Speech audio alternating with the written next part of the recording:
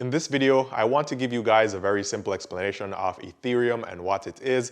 And you may already know about Ethereum, or maybe you've seen it somewhere, as it is the second largest crypto right behind Bitcoin. And so it has a lower price point. And maybe you're thinking about investing in Ethereum instead of Bitcoin, but you aren't quite sure what it is and how it works. And so I want you to stick around to the very end of this video so you can fully understand Ethereum. Now, before I tell you what it is and how it works, just a very quick reminder here. If you are new to this channel and you're watching this video or you're seeing me for the very first time, my name is Ian and I post videos here on YouTube every single day on topics relating to making money and personal finance. So if you'd like to see more of these videos, be sure to give this video a thumbs up. I'll really appreciate it. Also, consider subscribing to this channel and turning on all the notifications. And that way you'll be able to get the updates every day when I post a new video here. Now, to make this video as simple and as short as possible, I will talk about Bitcoin first, since Bitcoin is what Ethereum came from, or at least the idea that created Ethereum.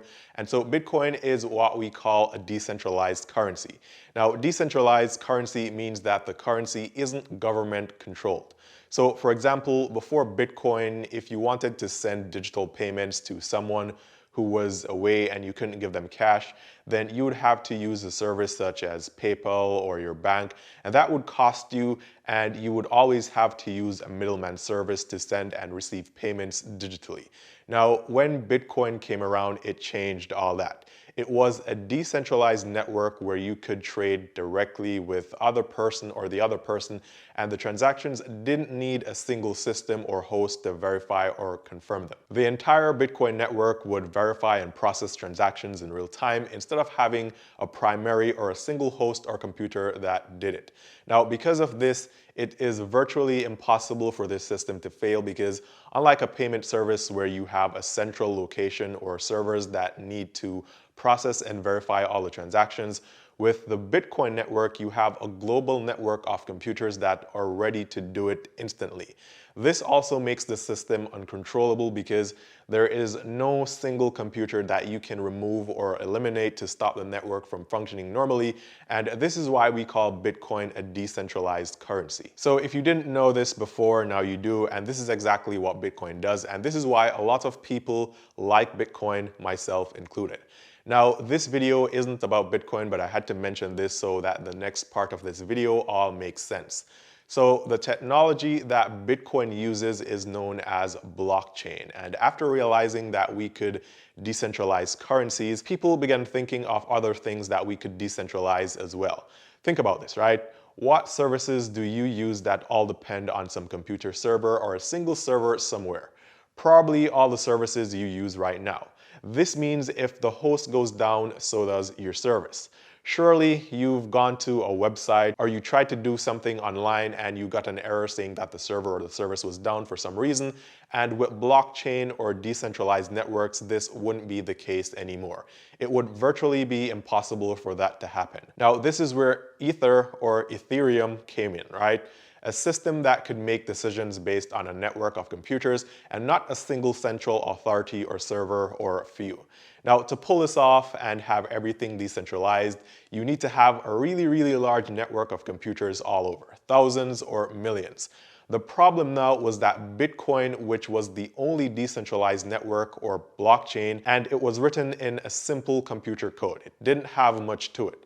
All Bitcoin code was really capable or is capable of doing is understanding simple commands such as who sent X amount of money and who they sent that money to. And this is why Bitcoin is secure, because it doesn't have that much to it and the code cannot be modified. So to have other things or other services decentralized, you could use the idea of Bitcoins or blockchain, but you couldn't actually use it because the code wasn't complex enough to understand anything more than just a few simple commands. And so you would now need to write a different code, and you would also need a large network of computers again to make this fully decentralized. So this would have been a lot of work and very time consuming. And so in 2014, Ethereum came about, and Ethereum is very important because Ethereum and Ether are actually not really the same things, although we use the names interchangeably. Ether is the digital currency that we all talk about or hear about. Ethereum is the actual network, and Ethereum is a platform for creating your own decentralized applications. So it's a platform that is used by many people to create decentralized apps for various reasons. And so this is what really excites me about Ethereum, because I think this technology is going to go a far way when the world starts to decentralize a lot of things that we now use. Now, if you're able to learn Ethereum code or the programming language, this then enables you to create your own decentralized code and network that no one can really modify, not even you, the creator, which again makes this very, very secure. So once you create your own app and you launch it on the Ethereum network, which has thousands of computers and is fully decentralized, that app or the program code will continue to execute exactly as intended and written without failing at any time. So hopefully you just learned at least two things. I hope you remember more, but one, Ethereum is not actually a currency. It's a platform to write code or launch your own decentralized apps. And two, Ether is the actual currency for Ethereum. Now I'm getting to Ether, so stick with me. Now you'll begin to see a lot of decentralized apps and services based on the Ethereum network.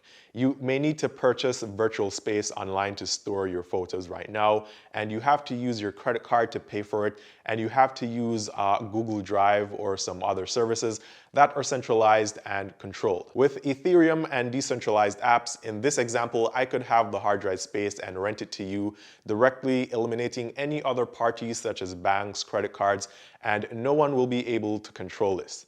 Now, this may not sound like a big deal right now, but it is, especially since identity theft, for one, is a huge problem. And if you can complete all your transactions and access all services without ever having to use a centralized network or service, you won't need to put your personal information in for it to be hacked by scammers. Think about this.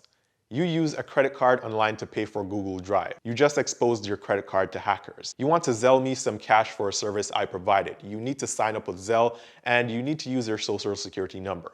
You have a bank account. Hackers are on the prowl waiting for you to give them the chance to hack in and steal all your money. So decentralization virtually eliminates these and many more issues that we face. So I really think that Ethereum is going to become very big in the next 2 decades, if not before. So let's now talk about Ether, which is the currency. And remember that Ethereum is the platform for creating your own decentralized apps and launching them. Now, to have such a large centralized network of computers, it's going to cost you a lot of processing power and a lot of electricity. And Ether, the currency, was invented to be a reward for running the Ethereum network on computers. So similar to how you can mine and maintain the Bitcoin network and get paid or rewarded in Bitcoins, for running and maintaining the Ethereum network, you get paid in Ether. As more and more people and companies make decentralized apps and use them, the importance of Ethereum and this decentralized network will be increased. And so I believe that the value of Ether, which is the reward, will also increase, which makes Ethereum an investment option, in my opinion, for the future. And this is a lot more flexible than Bitcoin. Also, fun fact here, when Ether was first released, it was only at a cost of about 40 cents, and this was back in 2015.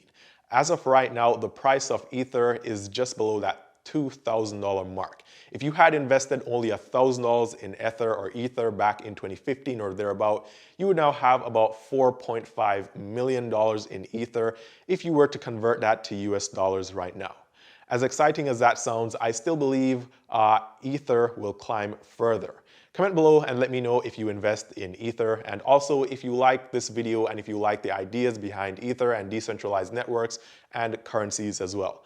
As always, thanks for watching. Be sure to give this video a thumbs up if you like the content. Subscribe to the channel and hit the notification bell so you can get notified when I post new videos here, and I post them every day. Check all the links down below in the description for free and helpful stuff, including Coinbase, where you can get into crypto and get either free cash or crypto for using the link that I've left below.